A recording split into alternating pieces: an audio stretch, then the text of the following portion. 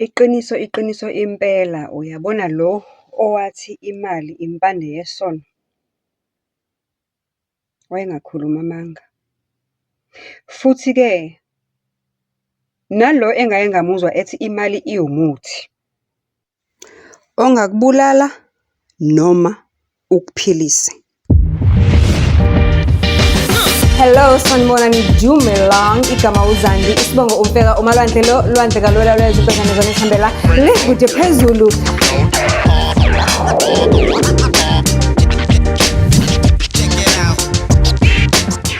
Do join.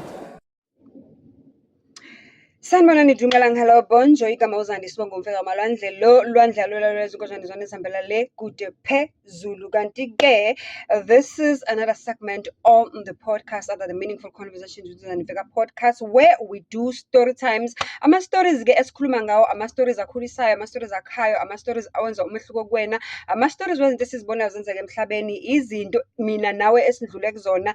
Kanti-ke kuyenzeka futhi ukuthi amanye ama-stories kube nje it's for ukuthi wena mina nawe sihleke sipholise nje ikhanda. Kodwa-ke esanamhlanje istory esangempela ngoba futhi buka nje ngoba sikhona all over main media stream these days. Sizwile ngale ndaba ekhulunywa ngayo emsakazweni, kukhulunywe ngayo emaphephandabeni. Khona manje lolu daba lisadingidwa, and last week untombazane lo uye wathola isigwebo sakhe-ke esimfanele, and ngisenziswa ukuthi ngifuna mina nawe ke sikhulume nje, si-engage on the comment section, sikhulume kahle kahle imali mangabe thina siyibona siyindlu emnyama, siyibona iyini? Yini le yenza ukuthi sicabanga ukuthi imali is the solution to everything, to a point ukuthi you can even think ukuthi ukubulala umzali wakho ku-right as long as wena nje unemali. I've been following this story ska Dr. Malekudi Johannes Metlape wase Limpopo for a while, ever since it happened. Abangazi-ke ngicela ukusikha phezulu istory, ungaphinda uhambe nawe uyozibhekela deep. Sikhona ko-CNN, sikhona ku-SABC News, sikhona everywhere on social media. Indaba nje esematheni ekhulunywayo. Ingane yakhe yentombazane okuyimanje njengoba sikhuluma eseyiboshiwe, igwetshe udilika jele kanye nomunye u-15 years sentence phezu kwalowo azowuseva concurrently, okusho ukuthi kanye nalesi sentambo, okusho ukuthi lo muntu obolele ejele nje ngeke abe uyaphinda aphume ejele ngenxa yesono sokuthi uthande imali. Yiloku okwenzakalile.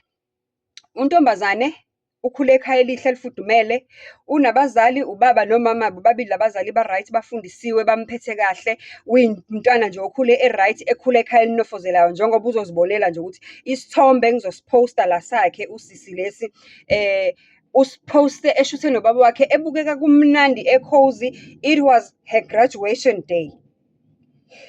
Things were going so great in this family until the day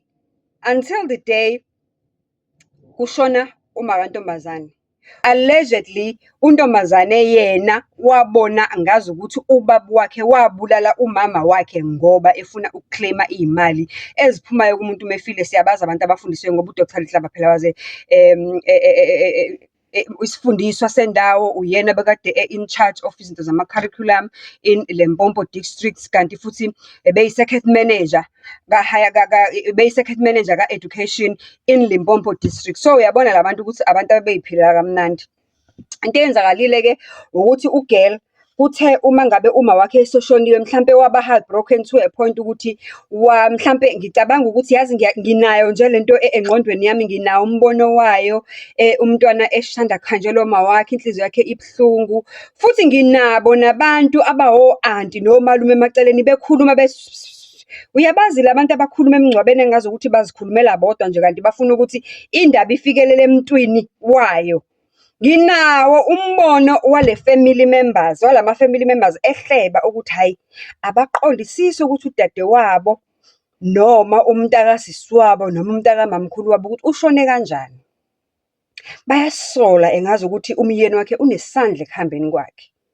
Yathi uma ifika le ndaba ezindlebeni zale ngane, yafika enhlizweni ethunukalayo, enhlizweni efuna i-revenge, enhlizweni engenako ukuthula, enhlizweni ehlukumezekile, egrivayo, ekhalayo, ekhalela unina ongasekho ongeke esavuka.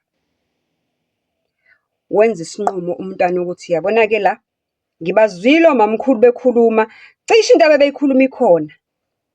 Wathi uma qeda nje ukungcwatshwa uma, ngiyavuka nginekele esangomeni ngiyofuna iy'mpendulo. Uye loyaya. Ngomfutho wokuyolanda iy'mpendulo esangomeni. Wafika esangomeni wathi, Makhosi, yimi lo, ngizofuna iy'mpendulo. Safika isangoma sachitha amathambo. Athi, siqamba amanga amakhulu angaka.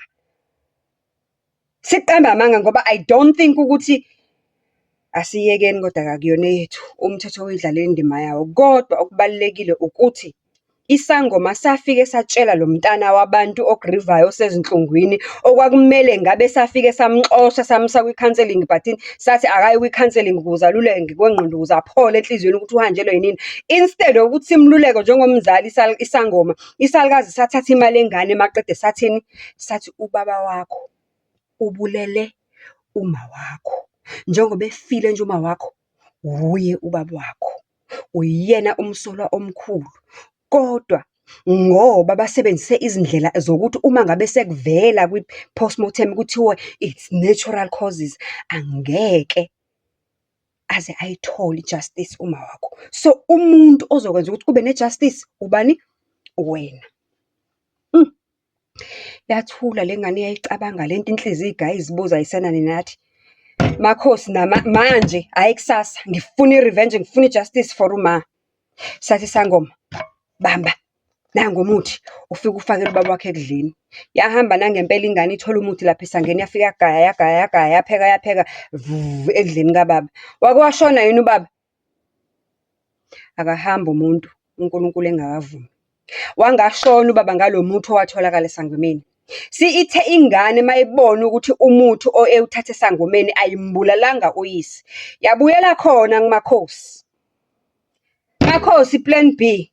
Into ethi ayisebenzanga yokuqala yathi isangoma ushwentsheni. Yibo laba beplotha itulo, behlanganisa itulo lokubulala indoda yabantu. Wenze njani usisi?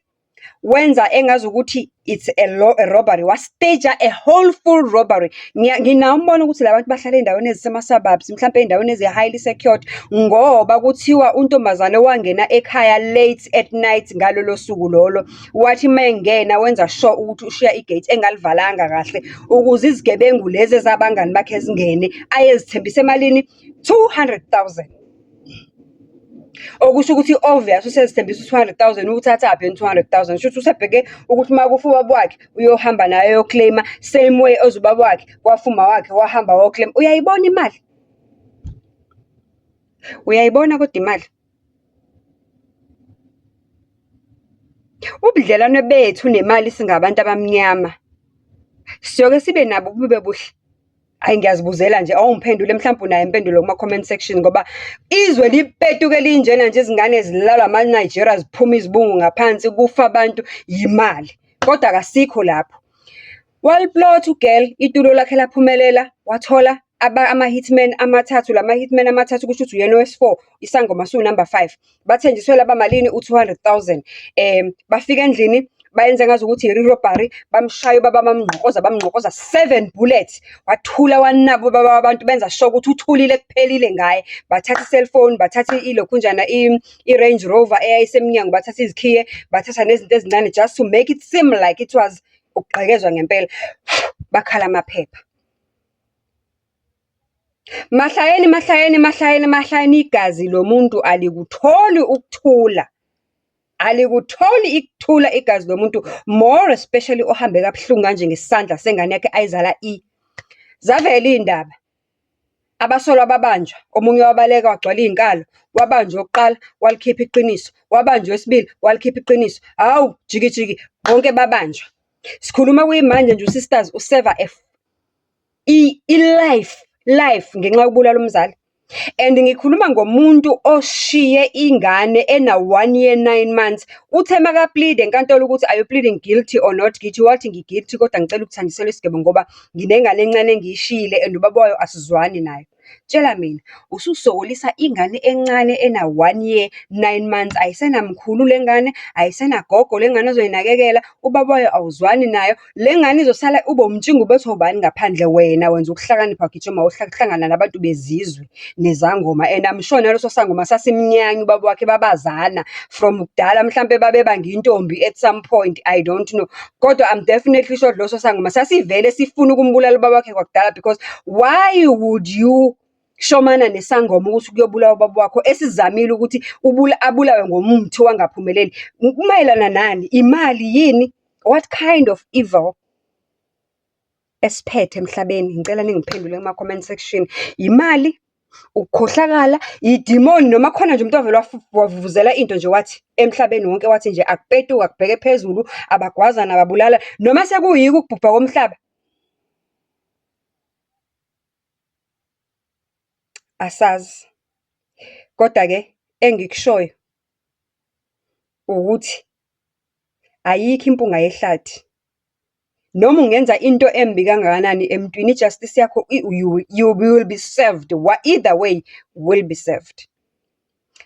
Make sure ukuthi uyasithumelela izitori zakho, usi-DM, usifonele, usi-WhatsApp 0719419417. Kanti-ke make sure futhi ukuthi uma uthi unestori obona ukuthi singakha singenza umehluko, noma-ke ufisa ukusiza umuntu okwambona elethiwe kwi-podcast yethu, please holla me, DM me on TikTok, DM me on Facebook, DM me on Instagram. You can even WhatsApp me on 0719419417.